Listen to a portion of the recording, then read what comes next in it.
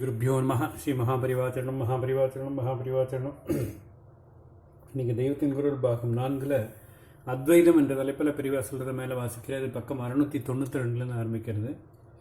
இங்கே திருப்பதியில் ஒவ்வொரு மலையாக 7 மலைகள் ஏறி பெருமாளிடம் வந்திருக்கிறோம். அப்படி இந்திரியம், மனஸ், புத்தி இவற்றை தாண்டி ஆத்மாவை அடைய வேண்டும். மலைகள் பெருமாளா என்றால் இல்லைதான். 7வது மலையின் கடைசி படி இருக்கிறதே, அது கூட பெருமாளா என்றால் இல்லைதான். அதையும் தாண்டி போனால்தான் அப்பாலுக்கு அப்பால் என்கிறபடி பெருமாள் இருக்கிறார். அப்படித்தான் இந்திரியம், மனஸ், புத்தி ஆகியவை ஆத்மா இல்லை.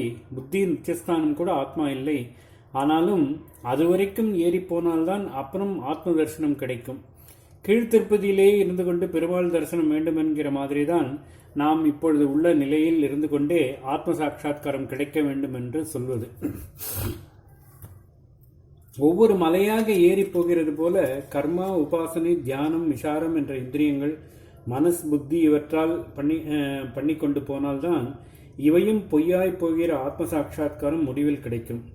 முழங்கால் முறிச்சானிலிருந்து அத்தனை படி ஏறிப்போன பிற்பாடு முடிவில் நாம் ஒன்றுமே பண்ணவில்லை, வெறுமனே நின்று விடுகிறோம். பெருமாள் தாமாகவே தரிசனம் தந்து கொண்டு நிற்கிறார்.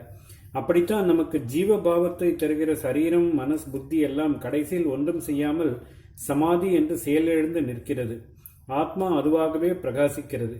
திருப்பதி மலை ஏறும்போது அதற்கென்று உள்ள வழியில்தான் போக வேண்டும். இப்படி ஆத்ம தரிசனத்துக்கு வழியாயிருப்பதை தான் நல்லது என்று சொல்வது. வழி தப்பினால் காட்டிலே புதரிலே போய் மாட்டிக்கொள்ள நேரும். அந்த காடும் புதரும் கூட திருப்பதி மலைதான். திருப்பதி மலை என்று சொல்வது சரியில்லை, திருமலை என்றே சொல்ல வேண்டும். பதி என்றால் ஊர் என்று ஒரு அர்த்தம். சம்பாபதி என்று காவிரி பூம்பட்டினத்துக்கு ஒரு பேர் கேள்விப்பட்டிருக்கலாம். திருப்பதி என்பது பெருமாளின் ஊர். அந்த ஊர் எந்த மலையில் இருக்கிறதோ அது திருமலை. திருமலையிலே ஏதோ ஒரு முறையான வழியாக போனால்தான் பெருமாளிடம் போய் சேரலாம். தப்பினால் காட்டிலே மாட்டிக்கொள்வோம்.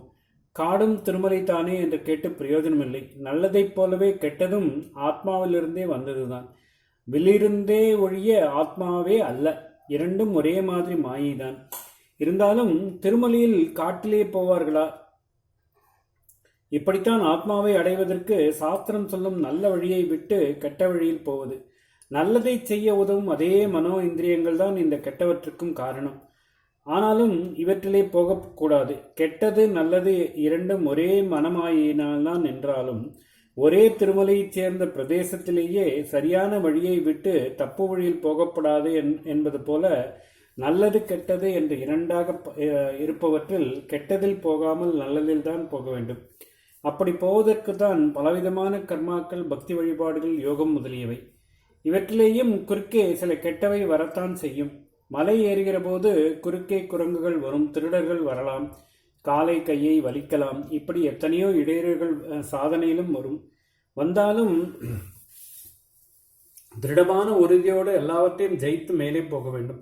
அப்புறம் சன்னிதானத்திலே நாம் போய் வெறுமனே நின்றுவிட்டாலே அங்கே எப்பொழுதும் இருந்து கொண்டிருக்கிற பெருமாளின் தரிசனம் கிடைக்கிறார் போல சாதனையெல்லாம் நின்று போய் கெட்டது நல்லது எல்லாம் போய் ஆத்மா ஸ்வச்சமாய் அனுபவத்துக்கு வரும். 7 மலை ஏறி என்னென்னவோ பாடு நாம் பட்டோமானாலும் முடிவிலே தரிசனம் செய்யும் பெருமாளை நாமா பண்ணினோம்.